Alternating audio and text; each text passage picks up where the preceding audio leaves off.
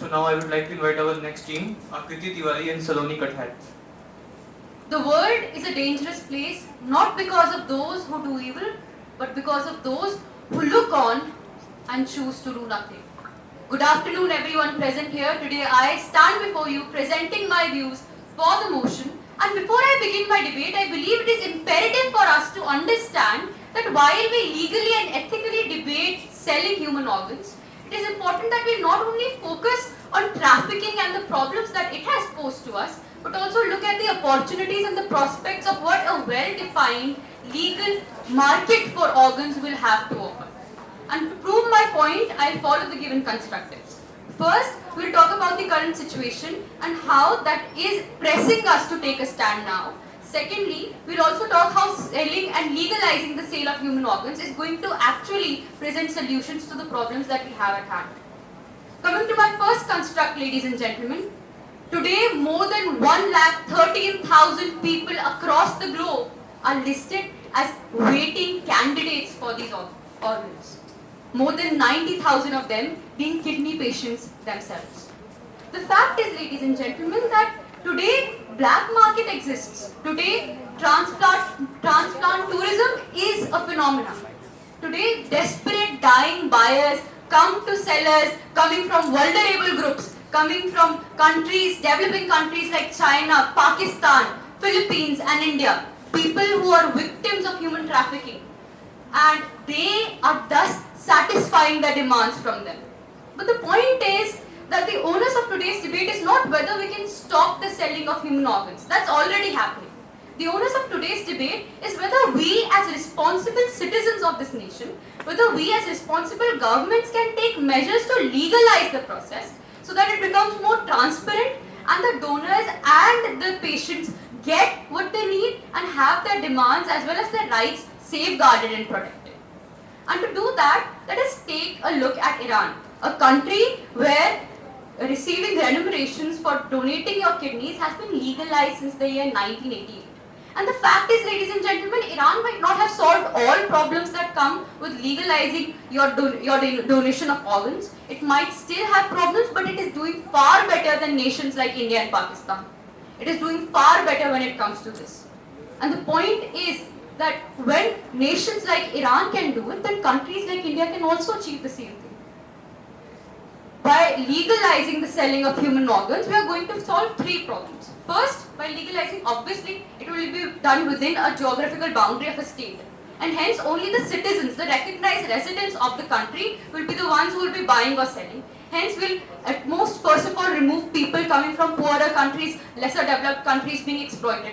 Second, that there will be a central governing body that will regulate and fund the buying of these organs and will also allocate these organs on the basis of the medical needs, on the basis of clinical procedures and not simply an auction where the richer person gets to have a say.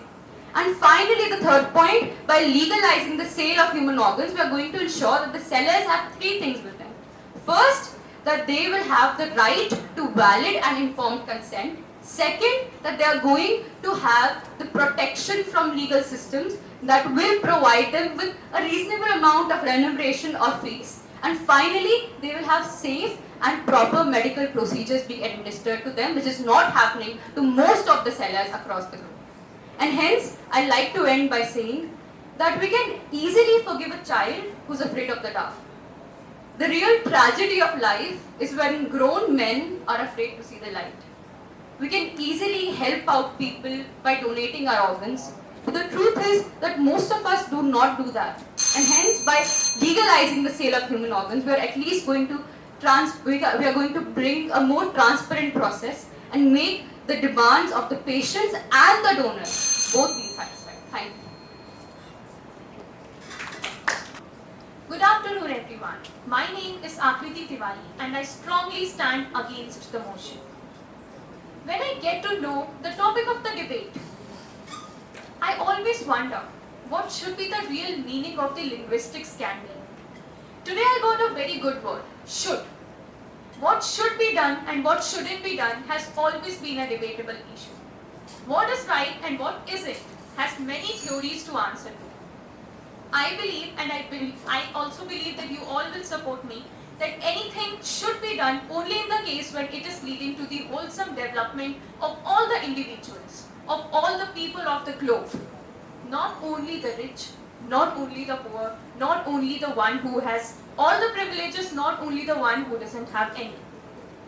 When I go for legalizing this organ donation or organ transplantation, I get to see that there will be inequality persistently developing in our country and also in the world. This will further the division. Today people say that still we do have inequality present in our country and in the world. But the thing is, the result is only because we have stopped looking to the reasons why it is making us unequal. It will not hinder the growth of inequality, but actually increase the inequality. And this is something that we would not want to. We live in a country where these notions of welfare state is getting strengthened day by day. Today, the entire world is becoming democratic. We are moving from a country where we are not giving privileges to the one we should be giving to giving privileges to everybody who is entitled to. We are giving rewards, we are giving punishments, we are giving everything that we should be giving to them just because they are human beings, just because they have dignity to do so. And in this way, if we are legalizing the sale of human organs, we are actually trying to hinder the growth and increase inequality. My second argument is that it also gives us chance to become immoral. How?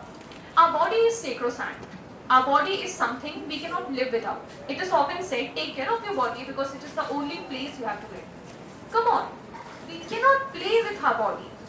Our circumstances makes us choose something that we should not be choosing to. And when it comes to poor people, the chances of choosing to give away the organs of the body is more likely than a person who has all the privileges. Also, let us just consider this case that a man, an adult, who lost both of his kidneys, got it transplanted, and let it be the 10th time he is getting it transplanted just because he is rich, and there is the 10th person in the row from the poor side who is getting it transplanted but died because the other kidney also failed. Now this brings me to my third argument, that there is no such reason or no such assurity that guarantees us that the person who is giving up the organs is actually able to sustain his or her life in the aftermath. Also, this process of transplantation is very difficult. It is not something very easy.